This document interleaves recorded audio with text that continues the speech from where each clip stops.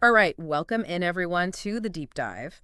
We're going to look into something today that I think is going to be a lot more interesting than it might sound at first. Yeah, I Yeah. think a lot of people might be surprised. Black stones. I mean, obviously everyone knows what a black stone is, but you probably don't think about them very often, Not really. unless you're shopping for jewelry or something. Right, exactly. But it turns out they're like way more important than most people realize, like for everyday life, construction, technology, even art. We really dug into a lot of different sources on this one, like historical records, scientific journals, even some art and design publications. Yeah, it's amazing when you start looking into it, how deep this topic goes. It is. So, in this deep dive, we're really going to try to reveal how versatile and essential black stones really are. Because let's be honest, when you hear black stone, you probably picture like a countertop or a piece of jewelry. It's true, that's the common perception. But there's so much more to the story. So much more. Oh yeah, absolutely. So let's start busting those preconceived notions right now. Where do we find black stones in, our everyday stuff in a way that we might not even realize? Okay, well think about your kitchen. Those dark, sleek countertops? Right. There's a good chance that that's black granite. Yeah, a lot of people have that. It's not just about the look, though. I mean, sure, it looks elegant, but it's also incredibly durable. Granite is made up of these super hard minerals like quartz and feldspar, all packed tightly together in a crystalline structure. I see. So it can handle like a lot of wear and tear, like scratches, heat, all that stuff that happens in a busy kitchen. Makes sense. I mean, I'm pretty rough on my countertops, and they've held up amazingly well. Exactly. It's a workhorse material. So it's practical, and it looks great. The best of both worlds. But we're not just talking about kitchens here. You mentioned that even our gadgets, like our phones, use black stones. That's right. Now, that one surprised me. Yeah, a lot of people don't know about that. So what's the deal there? Well, the exact formulas they use are often trade secrets, of course. But many phone screens today, they have tiny amounts of certain minerals in the glass. Uh-huh. These minerals are either directly sourced from black stones or inspired by their properties. So they're taking cues from nature. Exactly. And the result is that the glass becomes stronger and clearer. Like think about it, you drop your phone, the screen is more likely to survive. That's a big deal. Huge. And the display is also crisper, more vibrant. Because of black stones. In part, yeah. That's wild. And they're even in art supplies. They are. Some of the deepest, richest black pigments and finishes, the ones that artists and designers really love, they often come from materials sourced from black stones.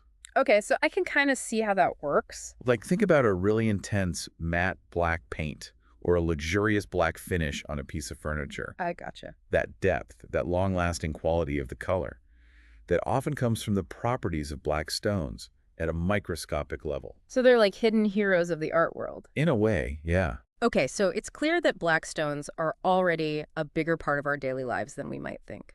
But let's go even bigger picture now. Let's talk about construction. Sure. When I think construction, I think granite. Yeah, granite is a huge one. Why is that? What makes it such a go-to material for buildings and stuff? It's all about its incredible strength and its ability to withstand the elements. It's like weather and all that. Exactly. Think about buildings, monuments, bridges.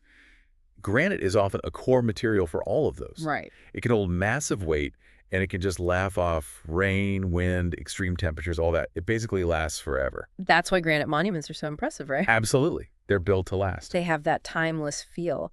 But what about basalt? I know that's a black stone too, but I usually associate that with volcanoes. You're right. Basalt is volcanic rock. And the way it forms, deep underground under intense heat and pressure, gives it some super useful properties, mainly its density and durability. So they crush it up into small pieces, what we call aggregate, and it's perfect for building roads.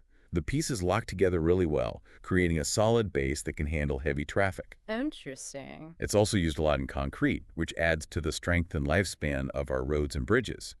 So, yeah, you might not have a basalt countertop, but you're probably driving on it every day.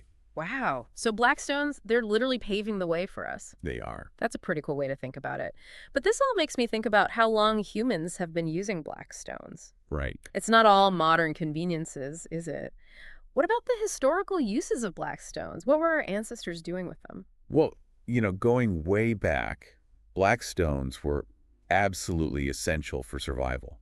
They were used to make tools and weapons. That makes sense. Yeah. Certain types of black stone, like obsidian, which is a volcanic glass, it breaks in a very specific way, creating incredibly sharp edges. Interesting. So early humans used obsidian to make blades, arrowheads, all sorts of tools they needed for hunting, preparing food, and defending themselves. So it was like high tech back then. Yeah, in a way it was. It was the cutting-edge technology of the Stone Age. And those skills were passed down and refined over generations. Exactly. And as societies became more advanced, the use of black stones evolved too.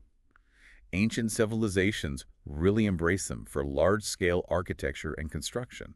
They knew these materials were strong, durable, they would stand the test of time. So they weren't just thinking about practicality, they were thinking about legacy. Precisely.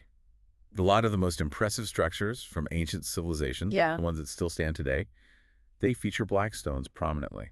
It's amazing to think about the connection between those ancient practices and what we do today. It is, isn't it? Like, we're still relying on the same basic properties of black stones, strength, durability, just in different ways.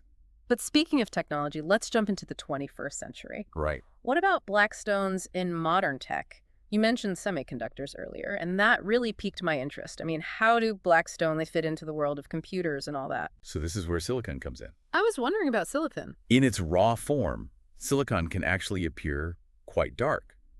And it comes from silica, a compound that's found in a lot of dark-colored rocks. Okay. What makes silicon special is that it's what we call a semiconductor. It can control the flow of electricity in a very precise way, acting like a tiny switch. I see. That's the basis for transistors, which are like the building blocks of computers and phones. So every time I use my phone, I'm actually using black stones. Essentially, yeah. That's pretty mind-blowing. And what about energy production? I know you mentioned that too.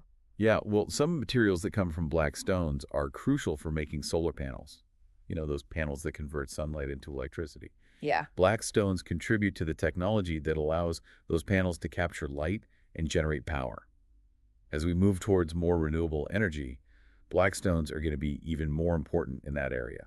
So we're talking about powering everything from our homes to entire cities. Exactly. Yeah. And it doesn't stop there. Black stones, or materials derived from them, are used in all sorts of electronics manufacturing. Like, give me some examples. The tough cases on our laptops and phones, specialized parts in satellites, even components in electric vehicles. A lot of these things rely on the strength, durability, and even heat resistance that certain black stones provide.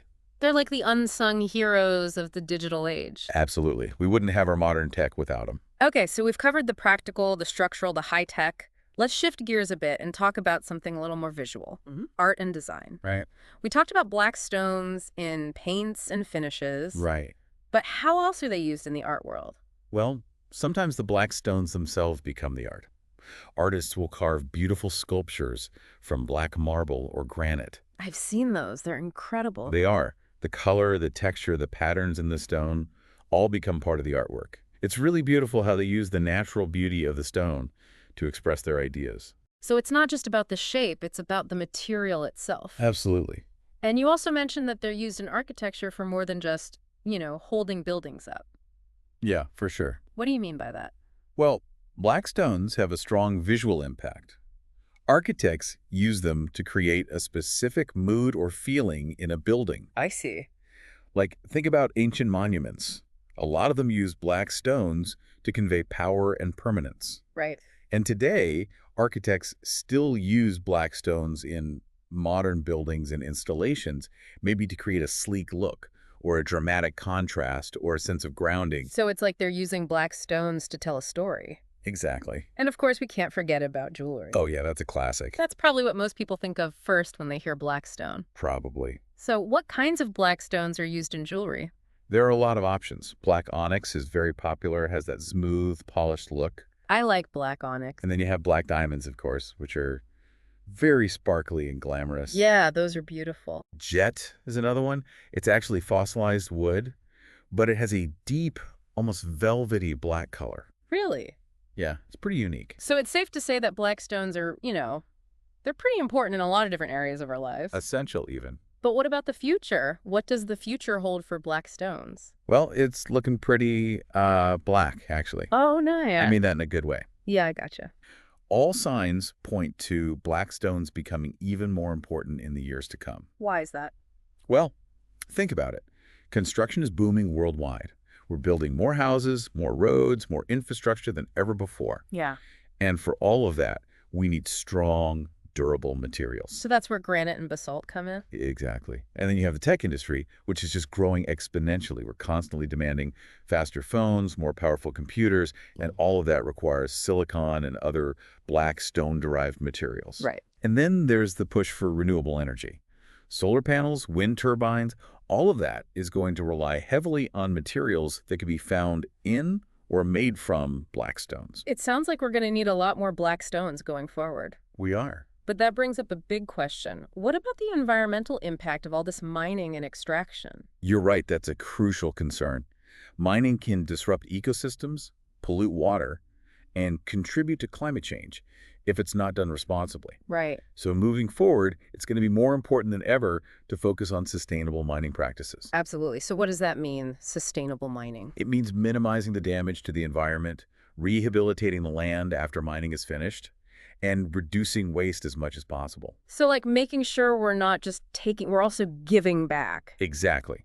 We need to make sure that we're using these resources responsibly for the benefit of both present and future generations. But, on a more positive note, all this research into black stones is also leading to some really exciting new discoveries. Oh yeah, like what? Well, material science is a rapidly evolving field. Scientists are constantly finding new ways to use existing materials, and even creating entirely new ones. And black stones, with their unique properties, are a huge part of that. So what kind of cool new tech might we see coming out of this research? It's hard to say for sure, but the possibilities are pretty amazing.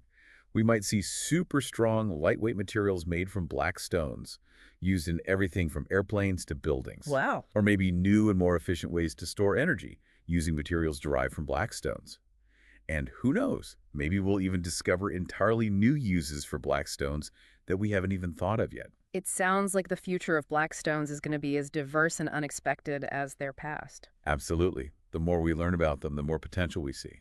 So, as we wrap up this deep dive, it's clear that black stones are much more than just pretty rocks. Right. They're essential building blocks of our world, from the literal foundations of our cities to the cutting-edge technology that shapes our lives. It's amazing how much we rely on them without even realizing it. I know, this whole deep dive has really changed my perspective. So to all our listeners out there, the next time you see a black stone, whether it's in a building, a gadget, or even a piece of jewelry, take a moment to appreciate its hidden depths. Yeah, there's a whole world of history, science, and innovation packed into those seemingly simple stones. And who knows what incredible new discoveries and applications are still waiting to be unearthed. It's exciting to think about it. So, thanks for joining us for this deep dive into the world of black stones. We'll see you next time.